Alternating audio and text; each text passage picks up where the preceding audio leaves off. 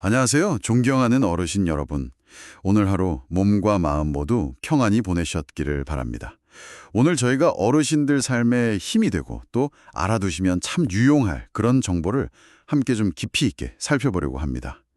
네, 요즘 주변을 이렇게 둘러보면요. 나이가 들어감에 따라서 예전 같지 않다. 이렇게 느끼실 때가 있으실 거예요. 그죠?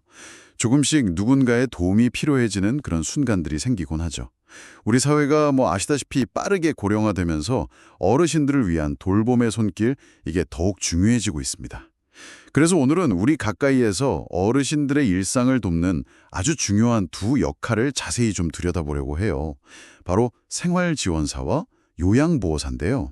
이름을 아마 들어보셨을 수 있지만 정확히 어떤 일을 하시는지, 또 어떤 차이가 있는지, 그리고 어르신들께 어떤 도움을 드릴 수 있는지 이걸 명확히 하는 게 중요하잖아요.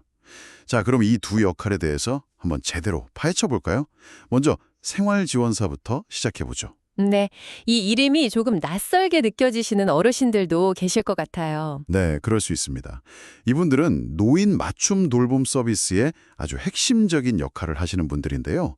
주로 혼자 생활하시거나 혹은 배우자분하고 같이 계시더라도 일상에 좀 소소한 어려움을 느끼시는 만 65세 이상 어르신들, 특히 기초생활수급, 차상위, 또 기초연금수급 자격을 가지신 분들을 우선적으로 돕고 있습니다. 맞습니다. 여기서 중요한 점은요, 생활지원사님을 단순히 가사도우미 이렇게 생각하시면 안 된다는 거예요. 아, 그게 아니군요. 네, 물론 기본적인 가사 지원이 포함될 수도 있지만 그 역할은 훨씬 더 넓습니다. 핵심은 어르신께서 안전하게 잘 지내시는지 정기적으로 확인하고 이걸 저희가 안전 확인이라고 하고요. 또 외로움을 느끼실 때 따뜻한 말벗이 되어드리고 정서적인 지지를 보내드리는 거죠. 정서적 교류, 아, 말벗이 되어주시는 거 중요하죠. 그렇죠. 그리고 경로당이나 복지관 같은 사회활동에 참여하실 수 있도록 이렇게 연결하고 독려하는 사회참여 지원, 또 건강관리나 복지정보처럼 노후 생활에 유용한 지식과 정보를 알려드리는 생활교육 같은 거요. 이런 여러 방면에서 어르신의 전반적인 삶의 질을 높이는 데 초점을 맞추고 있습니다. 아, 그렇군요. 그러니까 단순히 집안일 돕는 걸 넘어서 어르신 마음까지 챙기고 또 사회와 계속 이렇게 연결될 수 있도록 돕는 정말 일상의 든든한 친구 같은 그런 역할이네요. 네, 맞아요. 그렇게 이해하시면 좋습니다. 그런데 이렇게 중요한 역할을 하시려면 혹시 그 요양보호사처럼 특별한 국가 자격증 같은 게 꼭 필요한가요? 좀 시작하기가 어떤지 궁금하네요. 아, 좋은 질문 주셨어요. 바로 그 점이 생활지원사의 큰 특징 중 하나인데요. 반드시 국가 공인 자격증이 필요한 것은 아닙니다. 아, 정말요? 네, 물론 요양보호사나 사회복지사 자격증이 있다면 채용 과정에서 유리할 수는 있어요. 하지만 필수 조건은 아니라는 거죠. 관련 직무 교육을 일정 시간 이수하면 활동할 수 있기 때문에 상대적으로 진입 장벽이 좀 낮다고 볼 수 있습니다. 아하. 그래서인지 경력이 좀 단절되었던 주부님들이나 은퇴 후에 새로운 활동을 찾으시는 중장년층에게도 좋은 기회가 될 수 있더라고요. 자격증이 필수가 아니라니, 좀 더 많은 분들이 관심을 가질 수 있겠네요. 그럼 근무 조건은 어떤 편인가요? 시간이나 급여 같은 현실적인 부분들이요. 일반적으로는 하루에 한 5시간 정도, 그리고 주 5일 근무하는 파트타임 형태가 많습니다. 아, 파트타임이군요. 네. 그래서 개인 시간을 비교적 자유롭게 활용할 수 있다는 장점이 있죠. 그건 좋네요. 그런데 이제 급여 수준은 현재 기준으로 월 한 130만 원 내외로 아무래도 전일제 근무에 비해서는 좀 낮은 편입니다. 그리고 또 대부분 1년 단위 계약직으로 채용되는 경우가 많아서요. 직업적인 안정성이 다소 부족하다는 점, 이건 분명한 단점으로 꼽히죠. 아, 안정성 문제가 조금 아쉽기는 하네요. 그리고 또 다른 어려움 같은 건 없을까요? 한 분의 생활지원사님이 담당하는 어르신 수가 적지 않다는 점도 좀 고려해야 하는데요. 보통 8분에서 많게는 12분 정도의 어르신을 정기적으로 방문하고 관리해야 하거든요. 와, 꽤 많네요. 네. 그러다 보니 다양한 어르신들의 사연과 어려움에 공감하고 지원하는 과정에서 뭐랄까 정서적인 소진을 경험할 수도 있습니다. 보람만큼이나 감정적인 부담도 좀 따르는 일이라고 할 수 있죠. 그렇군요. 시간 활용의 유연성이나 낮은 진입 장벽 같은 장점도 있지만 그 이면에는 급여나 고용 안정성 문제, 또 정서적 소진 가능성 같은 현실적인 어려움도 분명히 있네요. 자, 그럼 이제 많은 어르신들이 조금 더 익숙하게 느끼실 요양보호사에 대해 이야기 나눠보죠. 요양보호사와 비교했을 때 생활지원사의 역할은 어떻게 다른가요? 요양보호사님은 주로 노화나 아니면 치매, 뇌졸중, 우리가 흔히 중풍이라고 하죠. 네네. 그리고 파킨슨병 같은 이런 노인성 질환 때문에 혼자서는 식사나 옷 입기, 목욕 같은 기본적인 일상생활을 하기 어려운 어르신들께 전문적인 돌봄을 제공하는 분들입니다. 자, 생활지원사님이 사회적, 정서적 지원에 조금 더 무게를 둔다면 요양보호사님은 어르신의 신체활동 지원 그리고 일상생활 수행 지원에 훨씬 더 큰 비중을 둡니다. 아, 직접적인 케어가 중심이 되는 거군요. 네, 맞아요. 그게 핵심입니다. 신체 활동 지원이라는 게 구체적으로 어떤 도움을 의미하는 건가요? 어르신들이 실제 생활에서 어떤 도움을 받으실 수 있는지 예를 들어 설명해 주시면 이해가 더 쉬울 것 같아요. 네, 아주 구체적이고 실제적인 도움들이에요.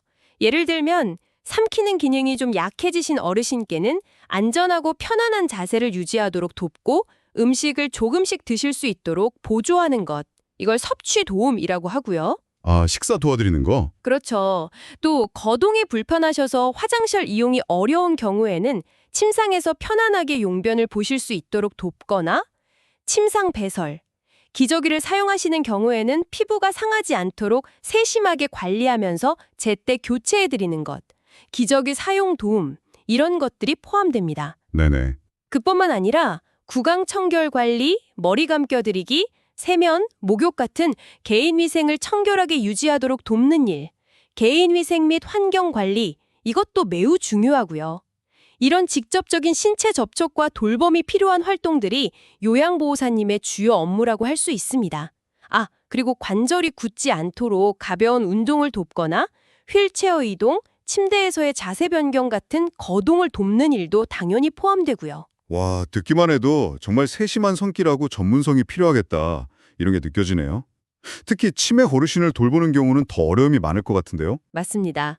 치매 어르신의 경우에는요, 단순히 신체적인 돌봄을 넘어서서 인지 기능이나 행동 심리 증상에 대한 이해 그리고 대처 능력이 요구됩니다. 예를 들어서 약 드시는 것을 자꾸 잊으시니까 챙겨드리고 약물 복용 관리, 같은 질문을 계속 반복하시거나 불안해하시면서 집안을 이렇게 배회하는 행동 심리 증상 대처 같은 거요. 네, 그런 경우 있죠. 네. 이런 걸 문제 행동으로 보기보다는 치매 증상으로 이해하고 안전하면서도 어르신이 안정감을 느낄 수 있도록 환경을 만들어드리고 또 적절히 대응하는 것이 중요합니다. 이건 상당한 전문 지식하고 경험이 필요한 영역이죠. 정말 그렇겠네요. 생활지원사님과는 요구되는 역량 자체가 다르다는 생각이 확 듭니다. 그렇다면 요양보호사가 되기 위한 자격 요건은 어떻게 되나요? 생활지원사와는 달리 자격증이 필수일 것 같은데요. 정확하게 보셨습니다.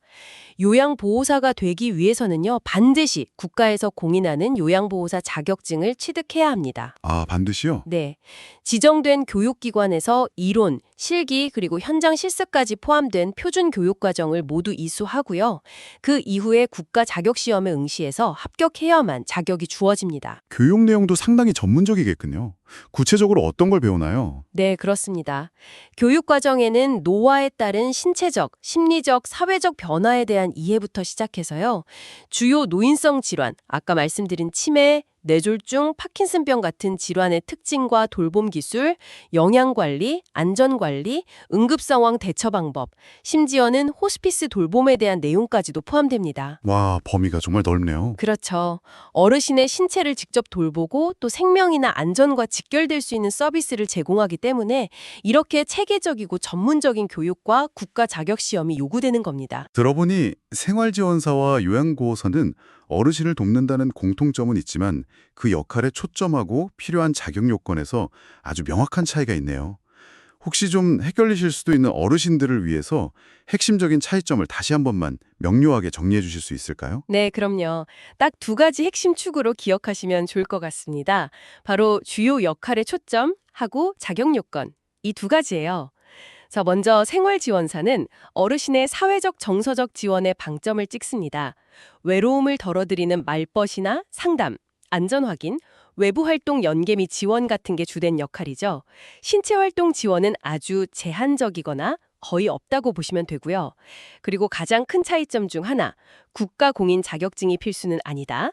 관련 교육 이수만으로 활동이 가능하다는 점. 네, 교육 이수. 반면에 요양보호자는 전문적인 신체 돌봄이 핵심 역할입니다. 식사, 배설, 목욕, 이동 도움 같이 일상생활 수행에 직접적인 지원을 제공하는 거죠. 물론 정서적 지원도 중요하게 다루지만 업무의 중심은 신체적 케어에 있습니다. 그렇기 때문에 반드시 국가공인 요양보호사 자격증이 필요하고 이를 위해서 전문 교육과 시연을 통과해야만 합니다. 이제 정말 명확하게 구분이 되네요. 생활지원사는 어르신의 마음과 사회생활을 지지하는 동반자 역할에 좀 더 가깝고 요양보호사는 몸의 불편함을 전문적으로 덜어드리는 케어 전문가다. 이렇게 이해하면 딱 맞겠군요. 우리 어르신들께서도 만약 돌봄이 필요하시다면 어떤 종류의 도움이 더 필요한지에 따라서 선택이 달라질 수 있겠다는 생각이 듭니다. 오늘 이렇게 두 역할에 대해서 깊이 알아보니까 이분들이 단순히 누군가를 돕는 걸 넘어서 우리 사회 전체에 얼마나 중요한 기여를 하고 계신지 새삼 깨닫게 됩니다. 그렇습니다. 노화하는 건 누구에게나 찾아오는 자연스러운 과정이지만 그 과정에서 여러 가지 변화와 어려움에 직면하게 되죠. 신체적으로는 세포가 노화하고 면역력이 떨어지고 또 과거에 쉽게 하던 일들이 좀 힘겨워지고요. 이걸 신체적 변화라고 하죠. 네, 그렇죠. 몸이 예전 같지 않죠. 심리적으로는 또 익숙한 것들에 대한 애착이 강해지고 때로는 우울감을 느끼거나 조심성이 많아지기도 하고요. 이게 심리적 변화. 사회적으로는 은퇴로 인해서 역할을 잃거나 경제적인 어려움, 주변 사람들과의 관계 축소 같은 것들을 경험할 수도 있습니다. 사회적 변화죠. 네, 맞아요. 복합적이네요. 이런 복합적인 변화 속에서 우리 어르신들이 존엄성을 잃지 않고 존엄성, 가능한 한 오랫동안 살던 곳에서 건강하게 건강보호, 사회의 일원으로 활발하게 참여하면서 사회 참여. 또 배움이나 취미 같은 걸 통해서 계속 성장하고 자신을 실현하며 자아 실현. 살아갈 수 있도록 지원하는 것. 이게 바로 유엔에서도 강조하는 노인을 위한 원칙의 핵심 가치거든요.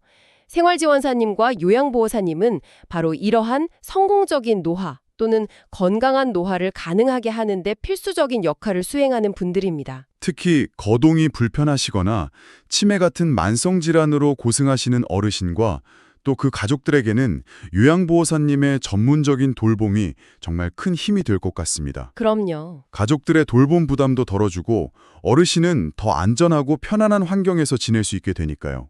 또 생활지원사님의 방문이나 안부 전화는 홀로 계신 어르신의 그 고독감을 덜어주는데 정말 결정적인 역할을 할 수 있고요. 맞습니다. 아주 중요한 역할이죠. 그런데 앞으로 우리 사회는 말씀하신 것처럼 더 빠르게 고령화될 것이 분명하잖아요. 지금도 중요하지만 미래에는 이분들의 역할이 더욱 커지고 중요해질 수밖에 없겠네요. 네, 맞습니다. 통계청 예측 자료를 보면요. 우리나라는 이미 고령사회, 60세 이상 인구 비율 14% 이상을 넘어서서 조만간 초고령사회, 60세 이상 인구 비율 20% 이상으로 진입할 것으로 보입니다. 특히 2026년 이후에는 이런 경향이 더욱 가속화될 것으로 예상이 되는데요. 정말 빠르게 진행되는군요. 네, 이는 곧 노인 돌봄 서비스에 대한 수요가 앞으로 폭발적으로 증가할 거라는 걸 의미합니다. 따라서 생활지원사님이나 요양보호사님은 미래 사회에 정말 필수적인 인력이 될 것이고요. 그 중요성이나 사회적 가치는 더욱 높아질 겁니다. 이 분야의 일자리도 계속 늘어날 것이고 또 처우 개선에 대한 사회적인 논의도 더욱 활발해질 것으로 기대하고 있습니다. 그렇군요. 오늘 저희가 나눈 이 정보가 우리 어르신들께도 여러모로 도움이 될 수 있겠습니다. 혹시 나중에 돌봄 서비스가 필요하게 될 때 어떤 도움을 요청해야겠다. 이걸 미리 알아두시는 것도 좋고 또 주변에 도움이 필요한 이웃분들에게 알려주실 수도 있겠죠. 네, 그럼요. 그리고 또 건강하게 은퇴 생활을 보내고 계신 분들 중에서 내가 사회에 좀 기여하고 보람을 느끼는 새로운 활동을 찾고 싶다 하시는 분들이 계시다면 생활지원사나 아니면 자격 취득 후에 요양보호사 활동을 고려해보는 것도 참 의미 있는 선택이 될 수 있겠다는 생각도 드네요. 네, 좋은 생각입니다. 충분히 가능하죠. 오늘 저희가 준비한 이야기는 여기까지입니다. 생활지원사와 요양보호사, 이 두 소중한 역할에 대한 이해가 조금 더 깊어지셨기를 바랍니다. 두 분 모두 우리 사회의 어르신들을 위한 정말 중요한 역할을 하시지만 그 초점과 자격 요건에는 분명한 차이가 있다는 점 기억해 주시면 좋겠습니다. 네, 오늘 나눈 정보가 우리 어르신들의 건강하고 행복한 노후 생활에 조금이나마 보탬이 되었기를 진심으로 바랍니다. 항상 건강 잘 챙기시고요. 다음에도 어르신들께 꼭 필요한 유익한 정보로 다시 찾아뵙겠습니다. 자, 마지막으로 오늘 저희 이야기가 유익하고 마음에 드셨다면 주변 분들에게도 이 정보를 좀 나눠주시면 좋겠습니다. 그리고 저희에게 정말 큰 힘이 되는 구독과 좋아요도 잊지 말고 꼭 눌러주시면 감사하겠습니다. 다음에 더 알찬 내용으로 돌아오겠습니다. 건강히 안녕히 계십시오.